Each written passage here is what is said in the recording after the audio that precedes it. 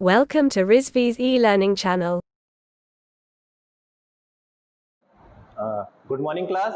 तो अब हम लोग इस लेक्चर में हम लोगों ने पिछले नेक्स्ट लेक्चर में जाना था mechanism to produce deflecting torque and controlling torque. इस लेक्चर में देखिए अब हम लोग जानेंगे मैकेनिज्म टू प्रोड्यूस और डैम्पिंग टॉर्क।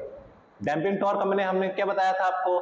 डैम्पिंग टॉर्क का काम ये था कि किसी भी पॉइंटर में जो एक कैलिब्रेशन लगातार वाइब्रेशन होता रहता है, उस वाइब्रेशन को स्टेबल करने के लिए डैम्पिंग टॉर्क यूज करते हैं। उस वाइब्रेशन क्योंकि कोई भी पॉइंटर जो होता है वो पॉइंटर में एक हल्का सा मूवमेंट कॉन्टिन्यूअस बना रहता है, कॉन्टिन्यूअस। एनालॉग की यही सबसे बड़ी डिसएडवांटेजेस थी जिसकी वजह से डिजिटल फॉर्म आया उसका, और भी एनालॉग की काफी डिसएडवांटेजेस थी। तो इसमें देखिए डैम्पिंग टॉर्क हमने कहा था कि उसके वाइब्रेशन को कंट्रोल करने के लिए और स्टेबल करने के लिए, एक जगह पर रोकने के लिए, उसके लिए डैम्पिंग टॉर्क होता है। अब इसका मैकेनिज्म क्या हो सकता है? पहला होता है आपका एयर फ्रिक्शन डैम्पिंग, ठीक। दूसरा होता है आपका एडी करंट डैम्पिंग, और तीसरा होता है आपका फ्लूइड फ्रिक्शन डैम्पिंग। तो तीनों को बारी बारी समझते हैं। पहले आइए एयर फ्रिक्शन डैम्पिंग। आखिर एयर फ्रिक्शन डैम्पिंग होती क्या है? तो इसमें क्या होता है, इसमें मोस्टली एक सिलेंडर होता है हमारा। ये हो गई पिस्टन आपकी, इस पिस्टन से मूव होता है आपका पॉइंटर।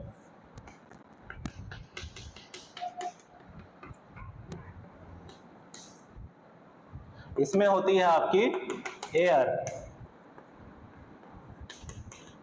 ये हो गया आपका सिलेंडर,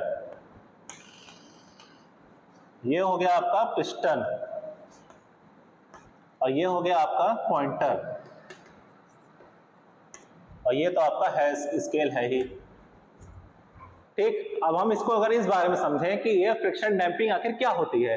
एयर फ्रिक्शन डैम्पिंग ये होती है, उसके ऑसिलेशन को, उसके वाइब्रेशन को रोकने के लिए हम लोग एयर फ्रिक्शन यूज करते हैं, मतलब पिस्टन का यूज करते हैं। पिस्टन क्या करेगा, जब ये मूव करेगा तो पिस्टन अंदर की ओर दबेगा, पिस्टन अंदर की ओर दबेगा तो अंदर की जो एयर है वो क्या करेगी, उसको अपोज करेगी, ढकेलेगी बाहर, पिस्टन बाहर जाएगा, फिर ये उसको अपोज करेगा कि उसको मूव नहीं करने देगा, रोकेगा। फिर वहां से अगर दोबारा टॉर्क मिल रहा है तो फिर ये उसको अंदर अपोज करेगा, मतलब पिस्टन अंदर की ओर मूव करेगा।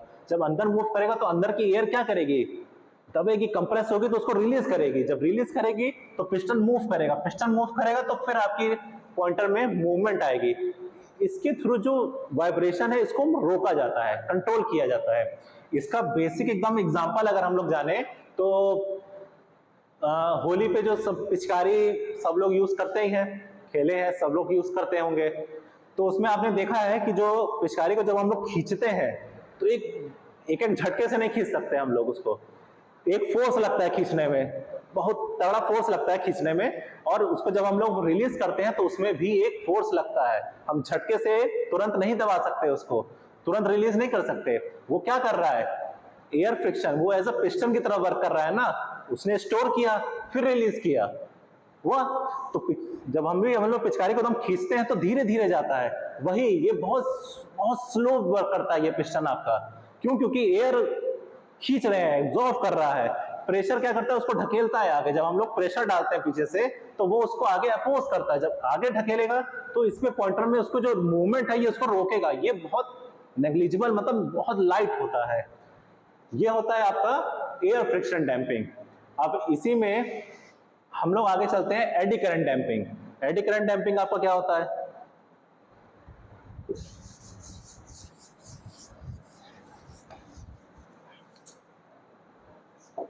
एडी करंट डैम्पिंग का अगर नाम आता है तो मान लीजिएगा करंट का नाम आ रहा है तो जाहिर सी बात है उसमें मैग्नेट होगा या कॉइल होगी, दो में से कोई एक आपका होना ही होना है।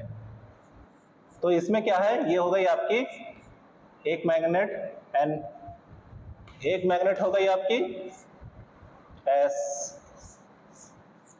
ठीक है। अब इसमें अगर हम लोग देखें तो ये कनेक्टेड होते हैं स्प्रिंग के थ्रू,